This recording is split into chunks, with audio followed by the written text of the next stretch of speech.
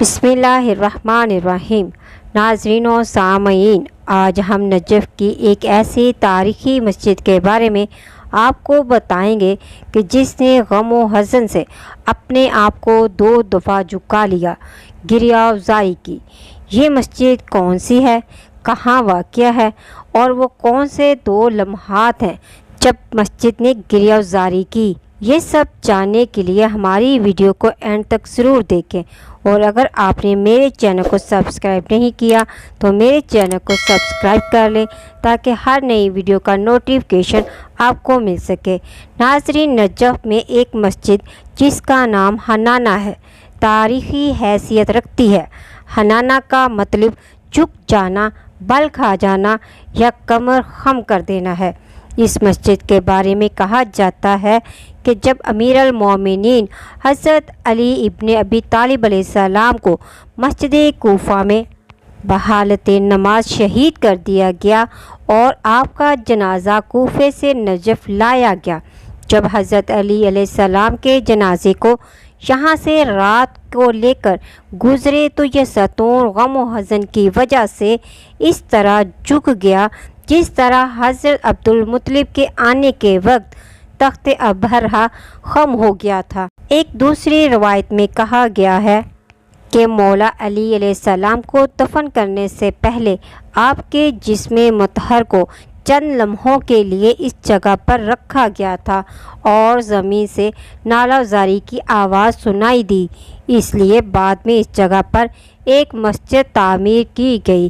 اس مسجد کی دوسری تاریخی حیثیت یہ ہے کہ 61 ہجری 10 محرم کو امام حسین علیہ السلام کو ساتھیوں سمیت شہید کر دیا گیا، جس کے بعد لٹا ہوا قافلہ شام مغربہ کے بعد کوفہ کی جانب روانہ ہوا۔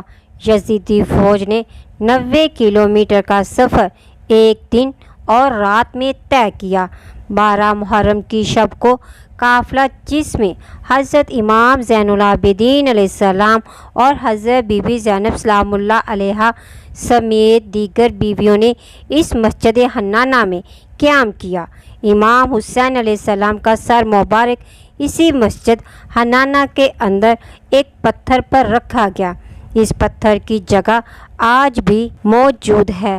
شہدائے کربلا کے مطہر سروں کو کربلا سے کوفہ لے جاتے ہوئے حضرت امام حسین علیہ السلام کے سر اطہر کو اس مسجد کی جگہ پر رکھا گیا تھا، تو اس وقت یہاں پر ایک آواز سنی گئی جو اس اونٹ کے بچے یعنی حنانہ کی ماں تھی، جو اپنی ماں کو کھو دینے کے بعد نعرہ زاری کرتا ہے۔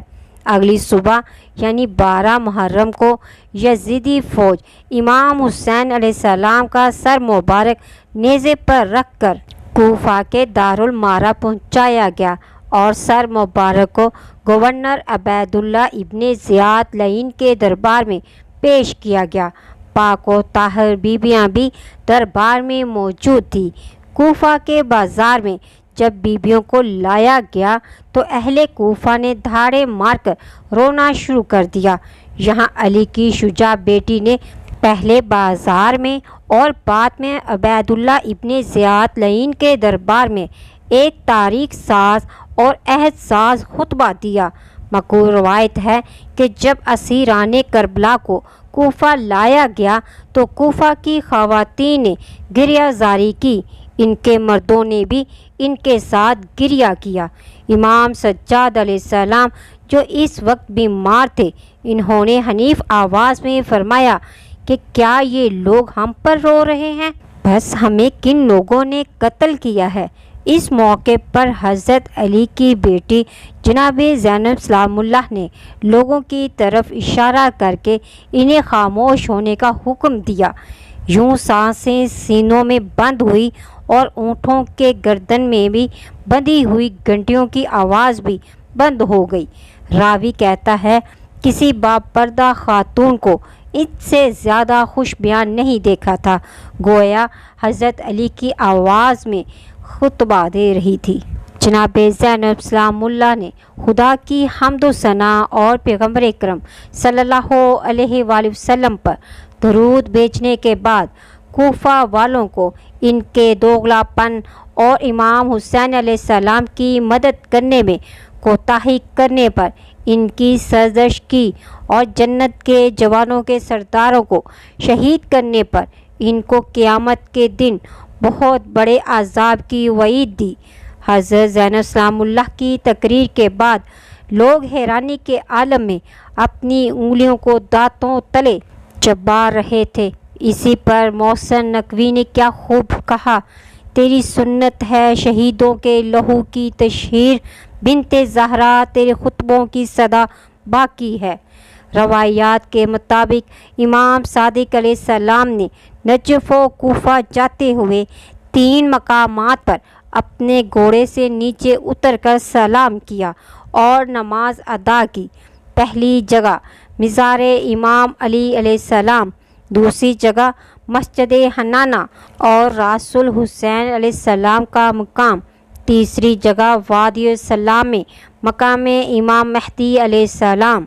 ناظرین، انفارمیشن اچھی لگی تو ویڈیو کو لائک اور شیئر ضرور کریں۔ مزید اسلامی ویڈیوز کے لیے میرے چینل کو سبسکرائب کریں۔ ملتے ہیں نیکسٹ ویڈیو میں۔ فی امان اللہ۔